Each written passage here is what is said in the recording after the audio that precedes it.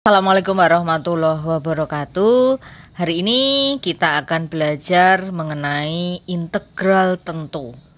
Ya, setelah kita kemarin belajar mengenai menemukan suatu luas dengan menggunakan poligon dalam dan luar. Nah, sekarang kita belajar mengenai integral tentu. Oke, nah di dalam integral tentu ini berkaitan dengan yang namanya adalah jumlahan atau jumlah Riemann. Ya, jumlah Riemann itu ini ya, ini adalah jumlahan Riemann. Dia bisa dicari dengan menggunakan sigma f x bar i delta xi, di mana i-nya itu dimulai dari 1 sampai dengan n. Ya, oke. Nah, x bar i di sini ini adalah sebagai yang namanya adalah titik sampel. Delta x ini adalah jarak ya, jarak antar partisinya. Oke, nah sekarang misalkan gambarannya seperti ini. Ada sebuah partisi dengan interval A sampai dengan B, itu titik sampelnya xi gitu ya. Ya, di dalam jumlahan Riemann kuncinya adalah fxi delta xi, fx bar i. Jadi di sini ada x bar i dan delta xi. Ya. X bar i yang dimaksud di sini adalah titik sampel. Ya, apa itu titik sampel? Oke, nah sekarang kita gambarkan. Misalkan di sini kita punya interval dari A sampai dengan B. Misalkan di sini ya, interval A sampai B.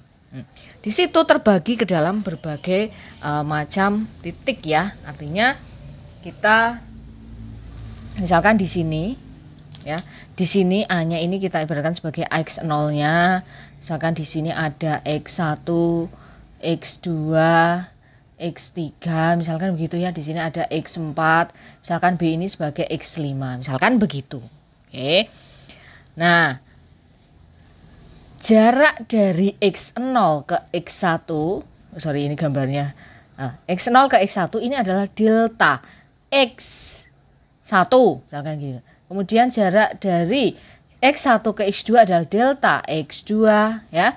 Jarak dari x2 ke x3 adalah delta x3 dan seterusnya. Begitu ya. Oke, nah sekarang antara x0 dan x1 ini kan pada pada selang x0 sampai dengan x1 ini kita bisa mengambil suatu sampel. Jadi sampel ini kita ambil di antara x0 sampai dengan x1. Ini yang kita namakan dengan x bar 1. Artinya adalah ini adalah suatu titik sampel. Jadi ini adalah suatu titik sampel. Ya. Oke. Nah, yang ini x1, x0, x2, x3 ini adalah titik partisinya. Oke. Nah, sekarang sampel itu, titik sampel itu bisa diambil di bagian tengah, di bagian agak ke kanan, agak ke kiri, begitu boleh ya. Yang pasti dia berada di antara x0 sampai dengan x1. Ini titik sampel di antara x0 sampai dengan x1, begitu ya. Kemudian ini titik sampel antara x1 dan x2 kita bisa x bar 2. Ini juga x bar 3 gitu ya. Ini juga x bar 4, x bar 5 dan seterusnya. Begitu ya. Jadi titik sampel itu bisa diambil satu dari titik tengah bisa. Misalkan dia mintanya titik ujung kanan, oh bisa. Ujung kiri, oh berarti x0 bisa.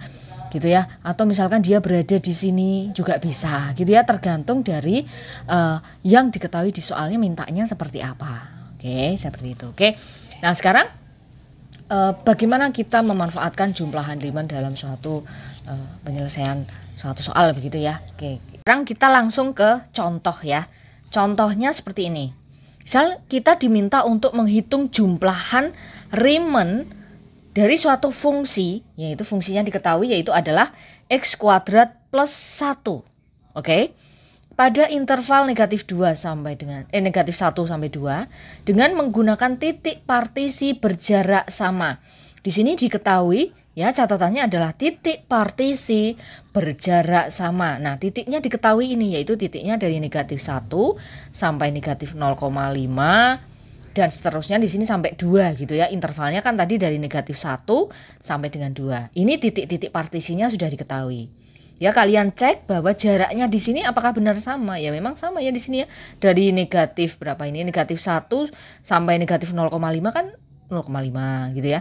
Ini 0,5 ke 0 juga 0,5. Oke, itu. Kemudian di sini dengan titik sampel X bar I berupa titik tengah ya. Jadi di sini hal yang diketahui di sini kita sudah ketahui bahwa fungsinya ini, kemudian titik partisinya sudah diketahui, kemudian jaraknya sama. Jarak itu tadi kan delta X ya tadi.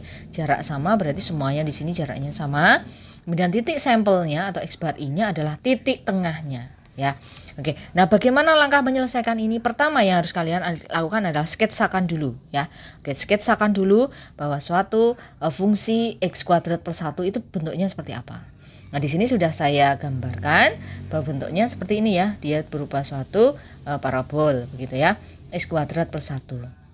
Oke. Nah, saya gambarkan titik-titiknya di sini. Tadi intervalnya dari negatif 1 sampai dengan 2. Titik yang diketahui adalah negatif 1, negatif 0,5, 0, 0,5, 1, 1,5, dan 2. Itu titik partisi yang tadi diketahui ya. Oke. Nah, sekarang kita tuliskan bahwa dalam mencari jumlahan Riemann seperti yang tadi sudah dijelaskan di awal, bahwa jumlahan Riemann rumusnya adalah sigma f x bar I dikalikan dengan delta xi ya. I-nya dimulai dari 1 sampai dengan n. Oke, kemudian di sini ya, di sini yang menjadi catatan adalah X bar I tadi adalah titik sampel. Oke, titik sampel di soal mintanya adalah dia berupa titik tengah. Oke, maka inilah yang titik sampelnya itu yang ini yang putus-putus ini ya. Titik tengah antara negatif 1 sampai dengan negatif 0,5. Apa titik tengahnya? Negatif 0,75 titik tengahnya. Dan cari titik tengahnya bagaimana? Antara negatif 1 sampai negatif 0,5. Cari titik tengahnya berarti kan titik tengahnya ya, saya tulis di sini ya. Itu berarti kan X bar 1. Ini coretan ya. Berarti kan negatif 1 ditambah negatif 0,5 dibagi dengan 2. Itu hasilnya kan negatif 0,75 gitu ya. Sama, maka X bar 2 juga sama, berarti negatif 0,5 ditambah 0 per 2 berarti berapa? Negatif 0,5 dibagi 2 adalah negatif 0,25. Maka di sini titik tengah yang di sini berapa? Negatif 0,25. Yang di sini titik tengahnya 0,25. Caranya sama ya. Yang ini putus-putus itu titik tengahnya ya. Saya tuliskan ini adalah 0,75. Yang di sini adalah 1,25. Kemudian titik tengah yang di adalah 1,75 gitu ya. Oke, nah sekarang rumus jumlahan Riemann tadi adalah sigma fxi x bar I dikalikan dengan delta xi. Delta xi kita sudah tahu, diketahui di soalnya bahwa jaraknya sama semuanya dari negatif 1 ke, jadi jarak yang dimaksud di sini adalah jarak antar titik partisinya ya. Dari negatif 1 sampai negatif 0,5 kan 0,5. Dari negatif 0,5 ke 0 adalah 0,5. 0,5 ke 0,5 adalah 0,5. Begitu ya. Oke, dan seterusnya jaraknya sama yaitu 0,5. Maka di sini nanti akan saya keluarkan saja karena kan dikalinya sama. Di sini berarti fxi.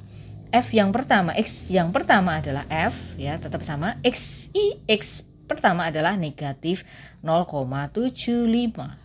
Oke, yang putus-putus ini tadi ya, ditambah dengan ini saya ngomong F negatif 0,25 ya, ini diambil titik tengah semuanya tadi, tambah lagi F 0,25 ditambah lagi F 0,75 ditambah F 1,25 ditambah F 1,75 gitu ya. Terakhir kan ini 1,75. Nah, ini semuanya dikalikan dengan, karena jaraknya sama, dikalikan dengan 0,5 gitu ya. Oke, nah sekarang selanjutnya kita menghitung f negatif fungsi dari negatif 0,75 itu apa? Kalian tahu di soal tadi fx yang diketahui adalah x kuadrat plus 1 ya. Di soal diketahui fx-nya adalah x kuadrat plus 1. Maka f negatif 0,75 adalah negatif 0,75 kuadrat ditambah dengan 1. Begitu ya. Ini adalah f 0,75. Oke, terus kemudian ditambah dengan, kalau f negatif 0,25 apa? Ya berarti menyesuaikan fungsinya tadi ya.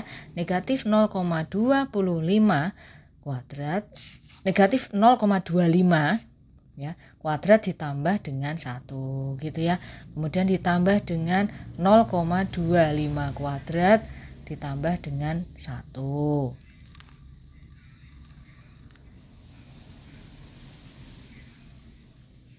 Oke, terus kemudian ditambah lagi, yaitu 0,75 dikuadratkan ditambah dengan 1, ditambah 1,25 kuadrat ditambah dengan 1, ditambah lagi 1,75 kuadrat ditambah 1. Nah, kesemuanya ini ya dikalikan dengan 0,5 yaitu fx-nya ini, semuanya ini ya. Oke, dikalikan dengan 0,5. Nah, sekarang kita hitung saja bahwa negatif 0,75 kuadrat ditambah 1 ini hasilnya berapa? Yaitu 1,5625 ditambah dengan, ini langsung saja ya, 1,0625 ditambah 1,0625 ditambah lagi 1,5625 ditambah 2,5625 ditambah 4,0625. Oke. Nah, kemudian ini semuanya dikalikan dengan 0,5. Maka di sini hasil akhirnya nanti adalah 5,9375. Ini jumlahan Riemannnya. Oke, itu tadi contoh yang pertama. Nah, di sini saya mau berikan contoh lagi. Kalau di contoh yang pertama, tadi jarak antar titik partisinya itu sama. Kemudian titik sampelnya titik tengah. Nah, di sini saya mau berikan contoh yang lain lagi. Tapi lebih itu ya, yang diketahui dia sudah berupa suatu grafik ya. Juga suatu kurvanya sudah diketahui, gambaran gitu ya, sketsanya sudah yang diketahui berupa suatu sketsa. Dimana fungsinya adalah x kuadrat dikurang 4x plus 3. Oke. Nah, apa yang diketahui dari soal ini? Gitu ya. Yang diketahui di soal ini adalah kita sudah tahu fungsinya x kuadrat dikurang 4x plus 3. Itu satu. Kemudian yang kedua, titik partisinya sudah diketahui ya. Kemudian yang ketiga adalah titik sampelnya juga sudah diketahui. Titik sampelnya di sini adalah yang garis putus-putus di sini ya, diambil sampel di antara partisinya ini. Oke. Nah, pertanyaannya adalah kita diminta untuk menghitung jumlahan Riemannnya. Jumlah Riemannnya. Oke. Nah, kalau seperti ini kan kita lebih mudah ya.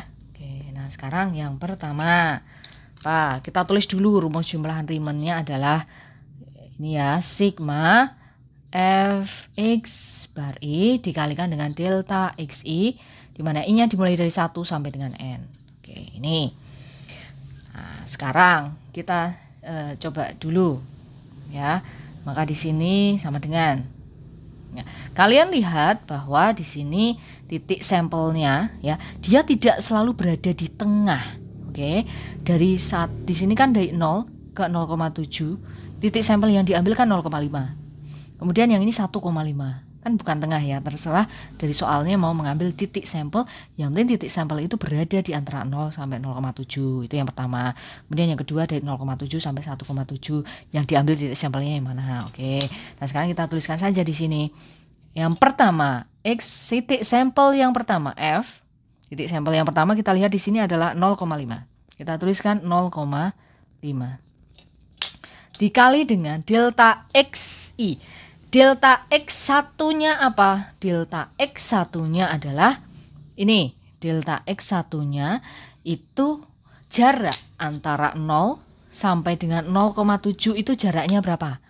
Jaraknya adalah 0,7 ya, jarak berarti 0,7 dikurang 0 kan 0,7 ditambah dengan F. Titik sampel yang kedua. Titik sampel yang kedua di sini adalah 1,5 ya, 1,5. Oke, 1,5 dikali dengan delta XI-nya. Deltanya berarti dari 0,7 ya ke 1,7. Jaraknya adalah 1, berarti 1,7 dikurang 0,7 deltanya ya.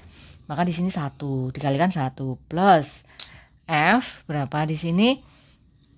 Berikutnya fungsi berikutnya adalah 2 ya, 2 kemudian 3,5. Setelah 2 3,5. Oke. Berarti di sini 2. Nah, jaraknya itu berarti dari 1,7 ke 2,7 ya. Berarti 2,7 dikurang 1,7 adalah 1 dikalikan dengan 1 ditambah dengan F 3,5. Tadi titik sampel yang berikutnya 3,5. Kemudian jarak antar titik partisi dari 2,7 sampai dengan 4.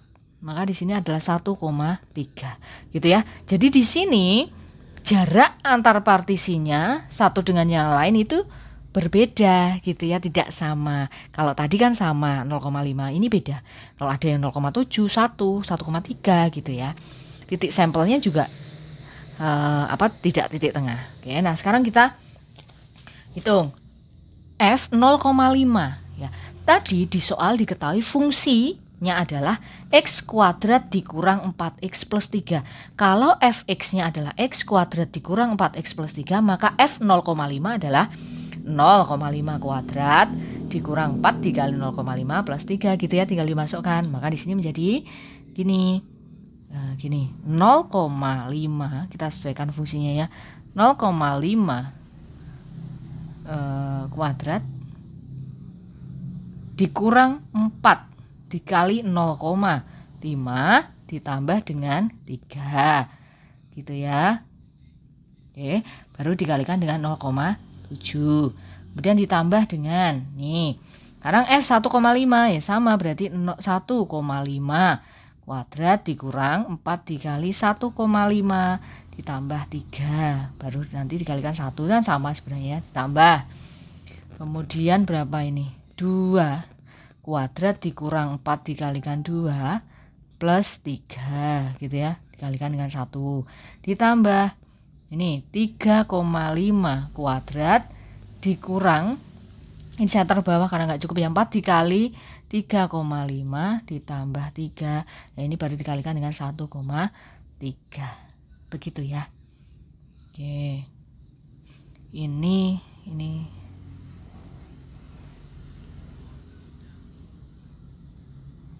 oke. Nah sekarang tinggal kita hitung saja. Oke, nah sekarang kita hitung. Yang pertama tadi 0,5 kuadrat dikurang 4 dikali 0,5 gitu ya. Itu berarti tambah 3, maka di sini hasilnya adalah 1,25 kali 0,7 gitu ya. Kemudian ditambah, ini hasilnya adalah negatif 0,75 dikali 1 ditambah negatif 1 dikalikan 1 ditambah, kalian nanti hitung seperti biasa itu ya, kali 1,3. Maka di sini hasilnya adalah 0,875 dikurang, ini kan 0,75 dikali 1 kan negatif 0,75 sama ya, kemudian dikurang 1 ditambah 1,625, sehingga di sini kalian operasikan seperti biasa, maka diperoleh hasilnya adalah 0,75. Nah itu adalah hasil jumlahan Riemannnya ya dari contoh yang kedua. Oke. Nah, tadi kita berbicara tentang jumlahan Riemann. Oke, nah sekarang kita mau berbicara hal yang lain lagi selain jumlahan Riemann, yaitu tentang teorema dari integral tentu. Ini teorema dari integral tentu. setelah kita belajar tentang jumlah Riemann, maka kita ke integral tentu.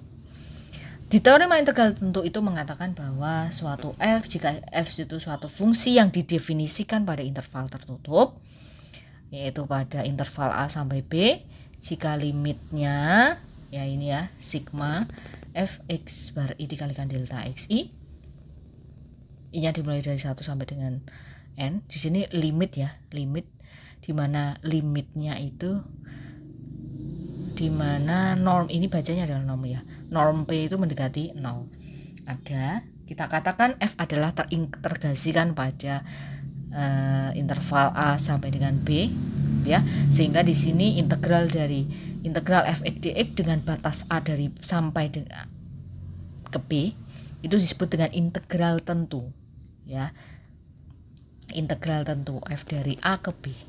Oke, maka kita bisa memanfaatkan yang namanya adalah limit ya, limit dimana di sini norm p-nya mendekati 0. Norm p mendekati 0 itu nanti artinya jika diketahui suatu n-nya itu adalah mendekati tak hingga. Oke, nah supaya lebih bisa dipahami, saya akan berikan contohnya aja gitu ya. Misalkan di sini kita diminta untuk menghitung suatu integral tentu. Contoh misalkan begini.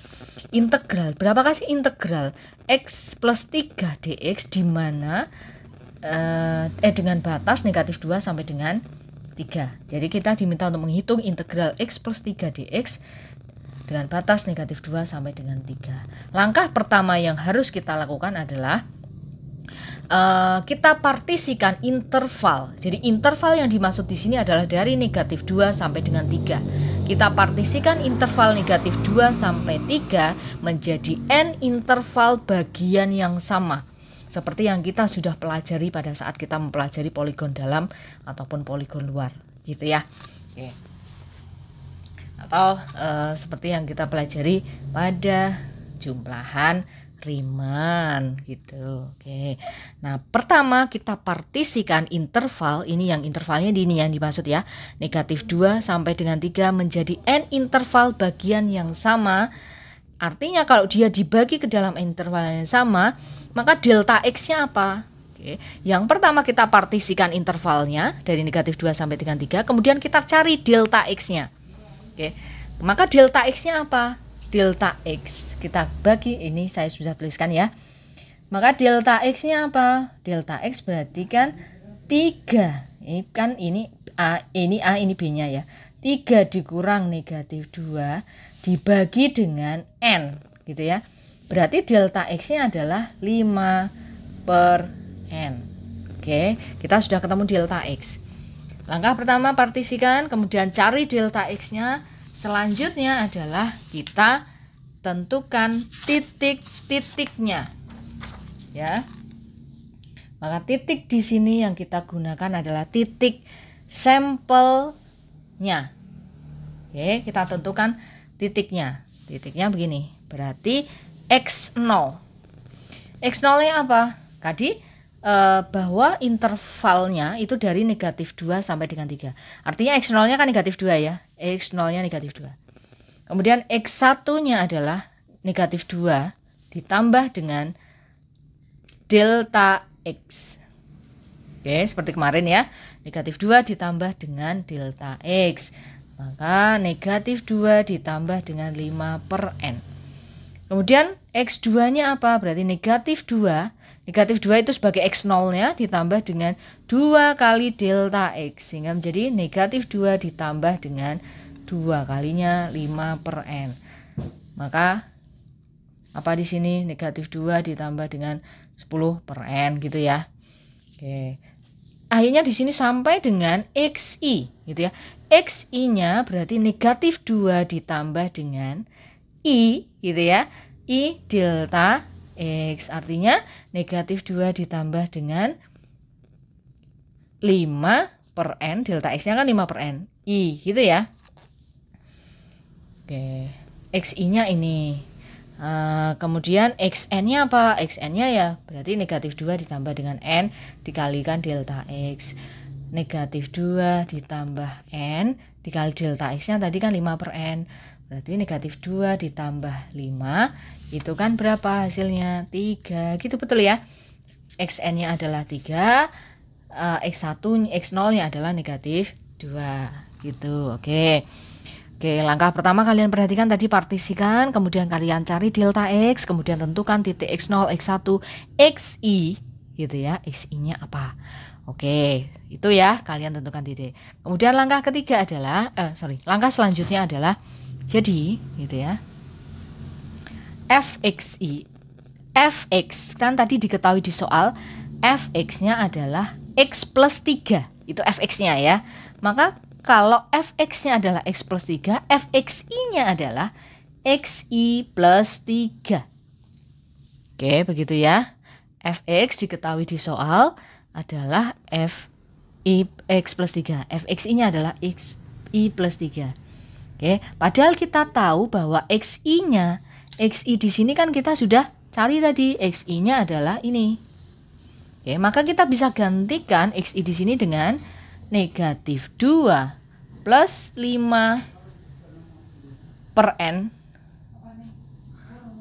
i gini ya. Oke, ditambah dengan 3. Maka ini kan bisa disederhanakan lagi, dioperasikan lagi kan 1 plus 5 per n gitu ya, I. Oke, itu fxi-nya. Oke, kita cari yang setelah menemukan itu, langkah selanjutnya kita cari fxi-nya, urutannya begitu ya.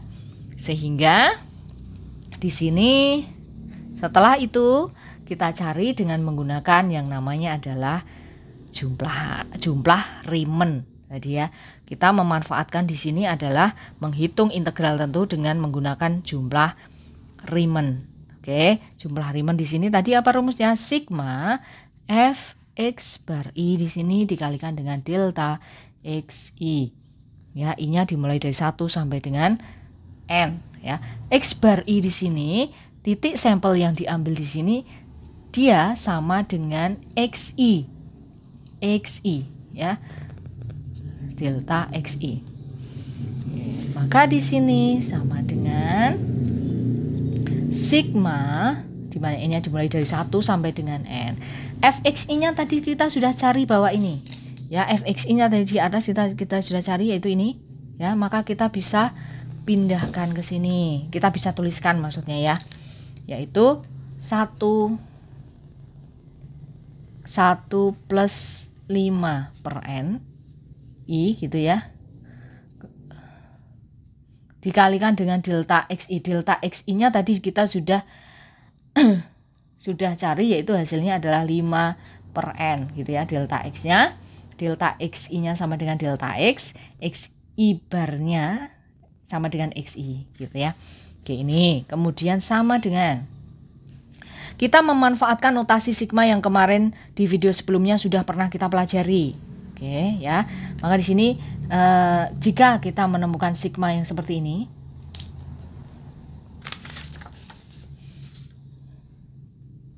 ini kan bisa kita tuliskan, ini kalian kalikan dulu nggak apa-apa ya. Sigma ini i 1 sampai dengan n, ini kan artinya 5 per n gitu ya, ditambah dengan 25 per n kuadrat i gitu. Gini kan ya. Oke. Nah, jika menemukan seperti ini, kita memanfaatkan yang kemarin sudah kita pelajari. Artinya 5 per n bisa keluar sigma i sama dengan 1 sampai dengan n. Ini kan 1 berarti ya.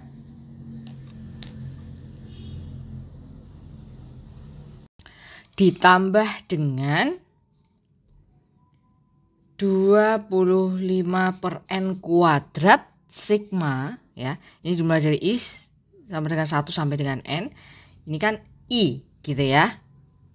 Oke, terus kemudian nah ini kita menuju 5 per n, kita tulis sigma 1 dimana i-nya dimulai dari 1 sampai dengan n, kemarin di yang sudah kita pelajari di sigma ya. Jika di sini ada 1 berarti artinya kan 1 plus 1 plus 1 plus 1 sebanyak n gitu ya. Di sini hasilnya adalah n. Oke ya, kalian bisa lihat kembali video sebelumnya yang tentang sigma kalau lupa gitu ya. Plus 25 per n kuadrat kita tulis. Nah, sekarang kalian perhatikan di sini ada sigma I, di mana I-nya dimulai dari 1 sampai dengan N. Ya, sigma I ini kita bisa menggunakan yang namanya adalah rumus jumlahan khusus yang sudah kita pelajari sebelumnya dan sudah kita buktikan. Di sini adalah N dikalikan dengan N plus 1. Ya, ini pakai jumlahan khusus ya, per 2. Oke. Nah, sekarang di sini hasilnya adalah 5 ya plus ini 25.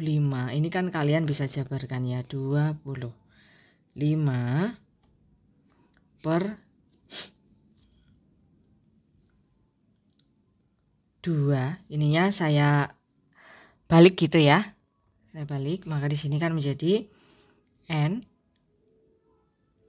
dikalikan N plus 1 per N kuadrat. Gini kan boleh ya. Oke, sehingga menjadi,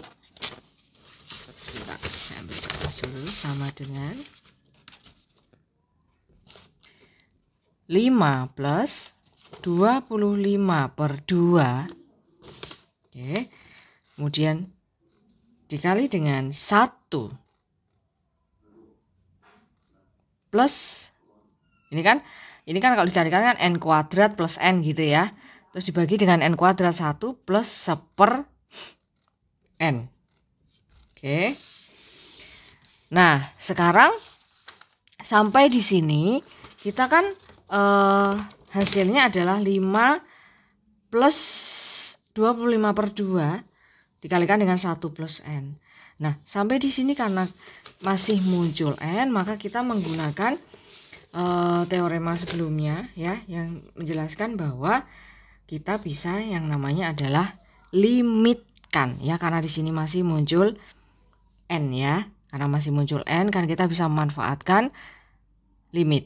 Oke, sehingga di sini menjadi limit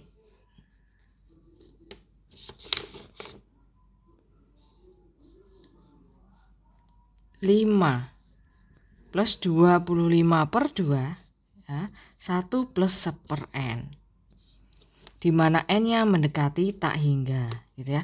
Sebelum N mendekati tak hingga di sini karena kan tadi kita sudah jelaskan tentang norm P itu mendekati 0 gitu ya.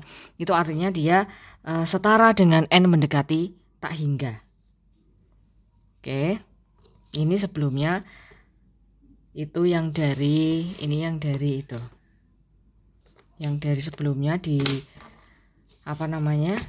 di teorema sebelumnya kan menjelaskan ada suatu ini fx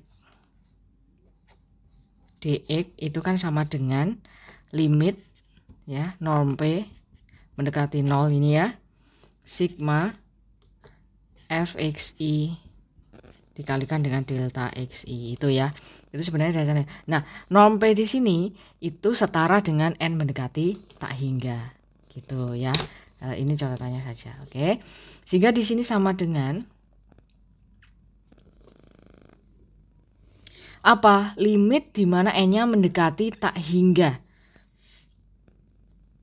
Maka hasilnya apa? Hasilnya di sini kan ketika mendekati tak hingga kan yang ininya 0 ya. Artinya di sini 5 ditambah dengan 25 per 2. Sehingga hasilnya adalah 35 per 2. Gitu ya. Jadi integral dari X plus 3 dx dengan batas negatif 2 sampai dengan 3 itu hasilnya adalah 35 per 2. Begitu ya. Oke. Itu tadi, jadi kalau misalkan kalian diminta untuk menghitung suatu integral tentu dengan menggunakan suatu definisi, maka kita gunakan yang namanya memanfaatkan asalnya tadi ya dari jumlahan jumlah Riemann. Begitu ya cara membuktikannya. Oke. Nah, kita sudah mempelajari integral tentu.